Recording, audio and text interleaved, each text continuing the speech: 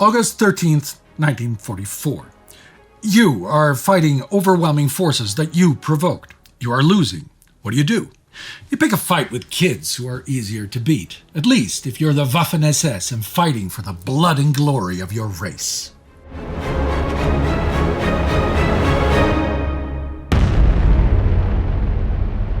This is War Against Humanity, a series of World War II in real time. I'm Spartacus, Olsson. Last week, the Warsaw Uprising began, and SS Obergruppenführer Erich von den Bach-Zelewski's forces began crushing it with brutality and massacres against the civilian population. The Nazi leadership revealed again, without equivocation, that the war they are fighting is primarily against the Jews. In Auschwitz, Richard Beer took over as new official commandant, cementing a new regime of even more terror. The Gypsy family camp was liquidated, and half of the over 4,000 Roma and Sinti in the camp were deported to other camps as slaves, while the remaining half were murdered in the gas chambers. In Amsterdam, Anne Frank and her family were discovered and arrested as the Nazis accelerated deportations, with the approaching Allied liberators getting ever closer. By now in France, the Allies are not only close, but gradually liberating the north. Ahead of the regular armies of the United Nations alliance, La Résistance is rising, even going into regular battle with the German-led Nazi coalition. But sections of the general population are also now rallying against the Nazis. On August 10th, the railwaymen of occupied Paris go on strike, marooning hundreds of German soldiers about to be redeployed to Germany on platforms and in railway stations. The strikers then proceed to pull up the rails exiting the capital, breaking switches and disabling locomotives. Already by the end of this week, any effective German mass retreat or reinforcement of the now virtually isolated City of Lights is impossible. Similar things are occurring all across Europe at this point, and there is so much happening on the resistance front, from Yugoslavia to the Netherlands, from Norway to Greece in the summer of 1944, that I am going to cover that in a separate episode next week. But back to France. Here people are flocking to the anti-Nazi movement. The membership of the armed insurgency by the Forces Françaises de l'Intérieur, the FFI, have grown from around 40,000 in January to 100,000 in June, and about twice that by this month. By October, they will have mobilized 400,000 fighters. In all, the resistance now counts between 500,000 and 1 million, including supporters. Now, that's between 1% and 2% of the French population. Far more have collaborated one way or the other with the French Vichy regime and the German occupiers. Some of these collaborators now feel the wrath of their opposing countrymen. Especially singled out is a group who may not actually have worked with the Germans or Vichy, but are considered guilty of what the resistance calls horizontal collaboration, or literally sleeping with the enemy. These women, many of them very young, have diverse reasons for their alleged crime. It may have been a pragmatic way to get along and survive. It may have been actual collaboration. But more often than not, it was just the sexual passion of youth doing what it does to young people, regardless of ethnicity and affiliation. In some cases, many cases, in this age of spotty contraception and no birth control pill, the fruits of this horizontal collaboration are now cooing and crying in cradles, or even already building sandcastles among the ruins of France. Their mothers, those who have done the dirty without lasting effect, and at times women who have never touched a German, but brought on themselves the ire of a jealous or angry neighbor for some other reason, are now hunted down, dragged into the streets. Their heads are shaved to mark them and shame them, as they are forced to run gauntlets through filth-pelting and pummeling mobs of newly awoken anti-Nazi resistors. Others, especially those accused of more concrete collaboration, face lynching or summary execution. The numbers are unclear, but by any estimate, tens of thousands of French men and women fall victim to the extrajudicial purges in 1944 that will eventually give way to a more systematic judicial reckoning. A reckoning that will never go so far as to touch the real mass of people who for 4 long years have comfortably looked the other way in agreement with anti-Semitic and fascist rule. In Berlin, It's not Hitler's friends, but his enemies who face the consequences of their actions. The same day, the Parisian railwaymen go on strike. The first trial against those involved in the 20th July assassination attempt on Hitler is concluded after less than 2 days of deliberations. Generalfeldmarschall von Witzleben, the generals Höppner, Hase, and Stief, and 4 other officers are sentenced to death by the rope. They are taken straight from the courtroom to Plötzensee prison, where they are strung up and strangulated, dangling at the end of short ropes hanging from the meat hooks that were installed a few years back to strangulate condemned resistance members. The whole trial and execution is filmed and presented to Hitler in East Prussia in the Wolfschanze that very same evening. That is not the only form of vengeance in the Führer's name this week. The British RAF defenses against the flying V-1 bombs have become fairly effective by now. Anti-aircraft batteries along the coast and around London, balloons and fighter squadrons are taking out large portions of the attacks. The attacks are also seldom from the launch sites on the ground now, as these have been largely destroyed or overrun by the Allied advance. Instead, the Luftwaffe is using bomber planes to carry the missiles close enough to the British Isles to launch them from the air. This has moved the response towards more of an air-to-air combat situation. Last Sunday, August 6, a Polish RAF fighter squadron alone took out 9 missiles. One Australian pilot, Flight Sergeant Don McCarras, died after he tipped a missile off course with his wingtip, but lost that wing and crashed. And not all of the missiles are intercepted. In the same attack wave, 1 bomb came down on Carrington Road in Dartford, London, destroying 20 homes, damaging 700 houses, and killing 10 people and sending 20 to hospital. The next day, a V-1 comes down on Underhill Road, East Dulwich in southeast London, killing 4. 3 bombs brought down by fighters crash into the outskirts of Ashford, Kent, causing damage and 1 death. The Polish 316th Squadron add another 8 bombs to their tally, with Warrant Officer Czesław Bartłomiejczyk alone taking down 4 in the space of 5 minutes, when he gets behind the V-1s flying in single file over the English Channel in his Mustang III fighter. The RAF is now also deploying their new jet fighter, the Gloucester Meteor, to counter the jet-propelled bombs. On Tuesday, a V-1 launched from a German Heinkel 111 bomber hits a hostel for agricultural workers near Benenden, Kent, killing 4 and injuring 33. Several V-1s and a Heinkel are taken out. One of the bombs that crashes is found to have incendiary ammunition instead of explosives for the first time. The next days, all attacks are thwarted. The biggest air launch by Heinkels comes on the last day of the week, as 19 V-1s are launched by flight crews evacuating their base at Rosières in Picardy, France. All bombs are taken out, but one comes down next to an anti-aircraft battery, injuring 5 servicemen. The Allied strategic bombing also faces a setback. On Thursday, August 10th, 24 B-29 Super Fortress bombers flying in from Chengdu, China, hit Nagasaki, Japan, just before midnight.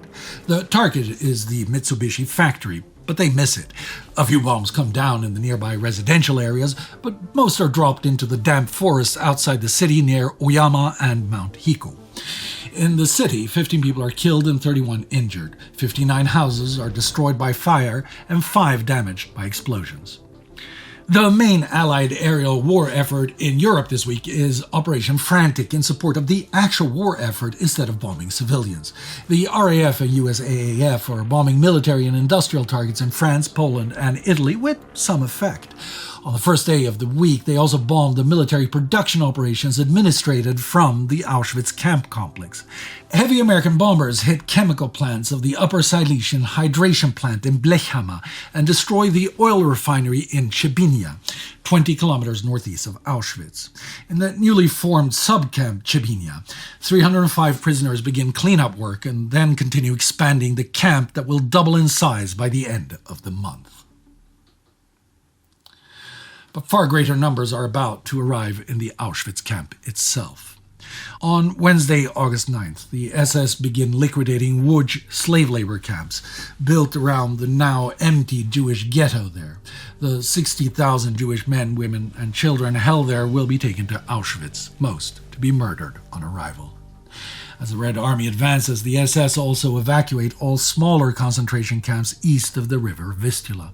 From these camps, 27,000 prisoners are being transferred as slaves to other camps in the west.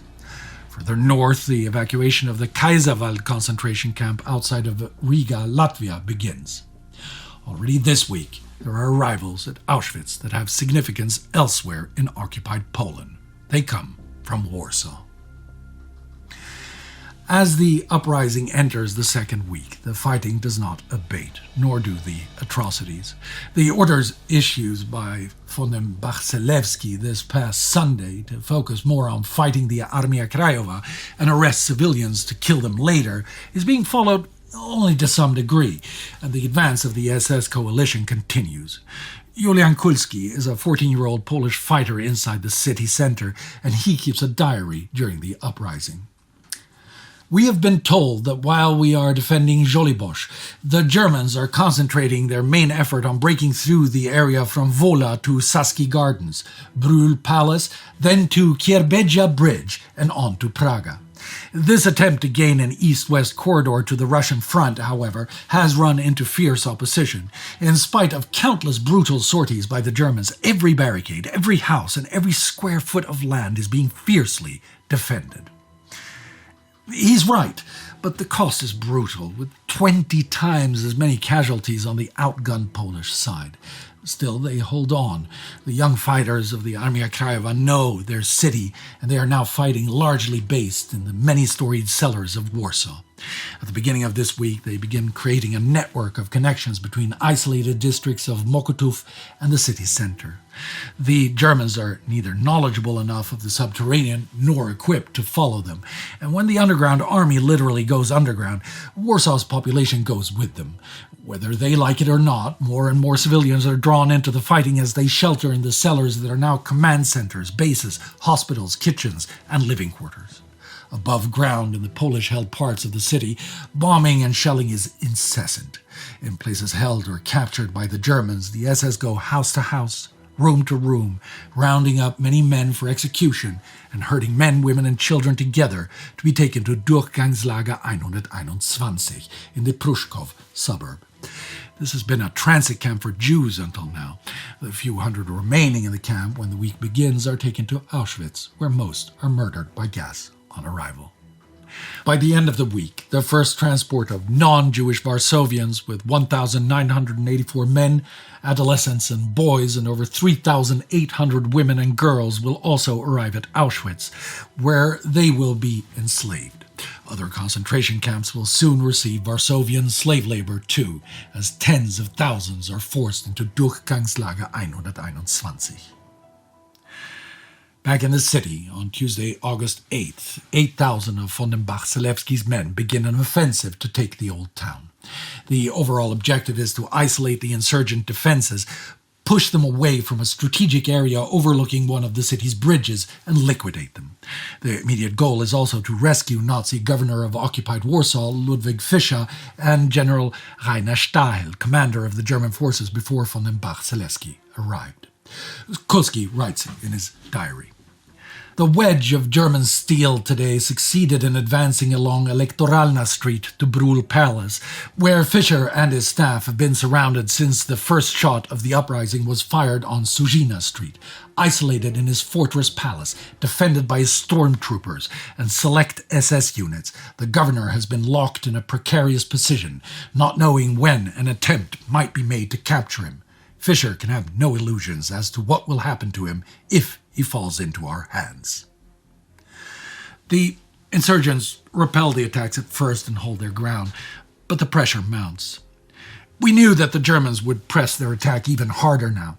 Suddenly, the whole building shook from the explosion of an artillery shell which had hit the 5th floor.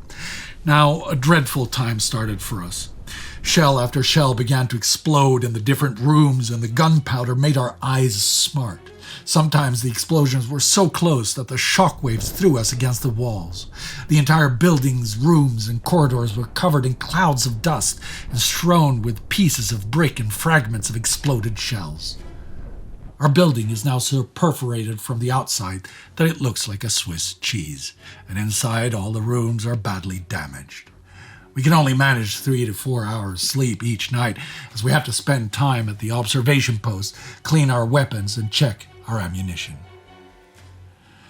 Soon the SS are making gains, and the siege of Brühl Palace is lifted by German forces breaking through Wola district.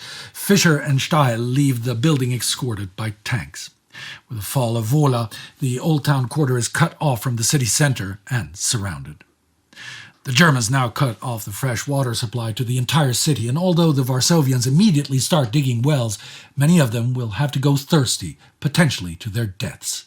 Just like these wells will only be a small relief, the limited supplies and arms dropped in by RAF Polish squadrons on August 9th, 12th, and 13th are like drops of water on a hot stone. On return, these pilots will tell their comrades of the burning city and the devastation. But most of the world is only aware that an uprising in Warsaw has begun. They do not know the full horror of the events unfolding. In an effort to change that, and to keep the Varsovians themselves informed, on August 8th, the Armia Krajowa began operating the clandestine radio station Błyskawica, lightning from inside the besieged city. The next day, a civilian initiative launches Radio Polska. Jan Nowak, the courier from Warsaw that we saw smuggle out reports on the atrocities committed in Poland to London earlier in the war, is back in Warsaw. He's anchoring the broadcasts of Lightning that are both in Polish and in English, but Nowak's hopes to get attention from the outside world are soon dashed.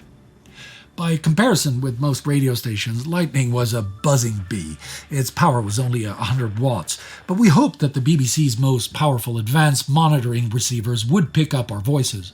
We listened to London that night in vain, and on the following days the story was the same. There was no echo. We left our microphones with a feeling of deep disappointment. The military radiograms from London confirmed our belief that Lightning could not be heard. Then, on August 11th, Nowak meets Flying Officer John Ward of the RAF, one of several escaped British POW who have been in hiding in Warsaw and have now joined the Rising. Ward has access to a stronger radio set, and on August 12th, they begin broadcasting the first news dispatches in Morse code to London. But there is still no response from the BBC. As the second week of the uprising goes towards its end, the world still does not know the full story of the desperate stand of the Armia Krajowa and the terror that Warsaw is suffering. But some information is getting through courtesy of the Polish government in exile in London. On the last day of the week, British Prime Minister Winston Churchill messages de facto dictator of the USSR Joseph Stalin, relaying Polish requests for machine guns and ammunition for the fighters. Instead of providing what is asked for, Stalin turns up the heat of his anti-Polish rhetoric. He now goes from calling the uprising a useless act to denouncing it publicly as a crime. That same Sunday, in Warsaw, von den Bach-Selewski's forces again show who the real criminals in this fight are. At one of the many barricades holding his forces back from the Armia Krajowa's pockets at Podwale Street, 2 Stugs and an armored vehicle, a Bogwat B4, advance on the insurgents. As the Bogwat starts to climb the barricade, it gets stuck, and the Polish defender is pelted with Molotov cocktails. The German driver jumps out, flees back towards his own lines, and is protected by the Stugs. Now, similar things have happened in the past days, and the Germans would then either tow the vehicle off the barricades or fire their own weapons at the stuck vehicle, blowing it up so that it acts like a mine. But this time, there is no firing and no towing. Instead, the German attack recedes and everything goes eerily silent. When it seems like the attack is indeed over, the insurgents manage to put out the fire around the Bogwat, free it from the rubble, get in it, get the motor started, and take it over the barricade into their positions.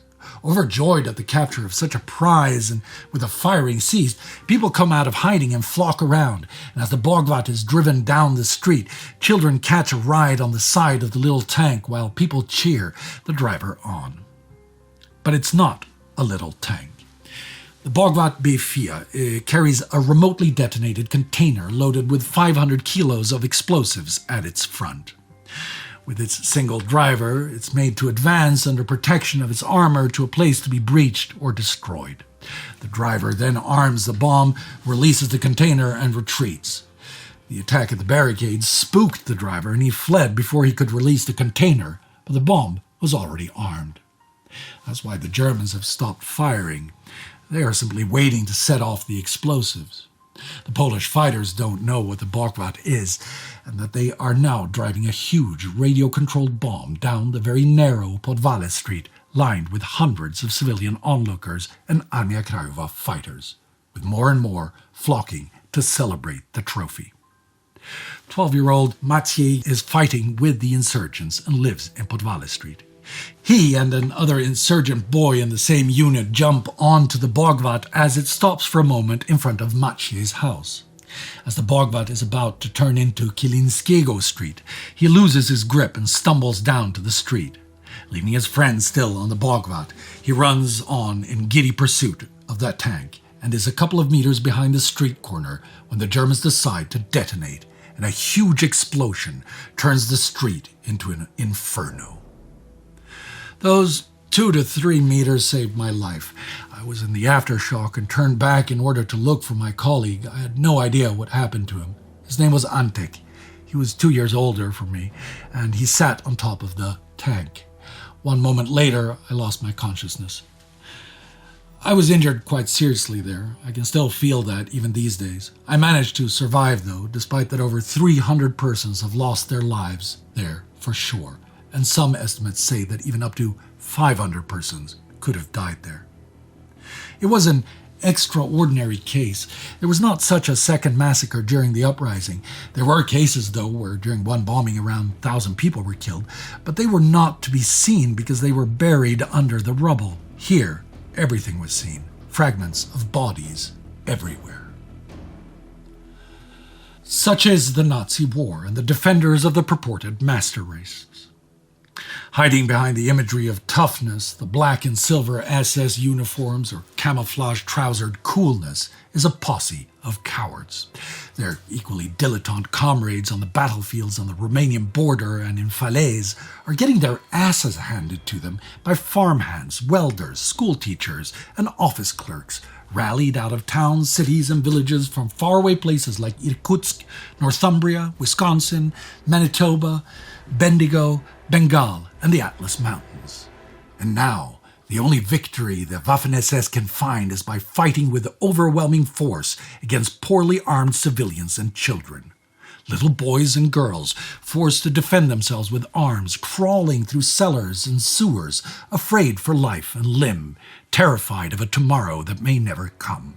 While these grown men, these Nazi soldiers, sit protected in their armored vehicles with radio detonators, waiting to blow up their explosives until enough children, parents, and grandparents have gathered around their bomb that it satisfies their bloodlust. Think of that the next time you see the images of the Tiki Torch marchers in Charlottesville, the racist rioters in Rostock, or the Wagner fighters in Ukraine and Syria. This, not some great dream of national and racial pride, no, this pathetic heritage of losers is what they are fighting to revive. Never forget.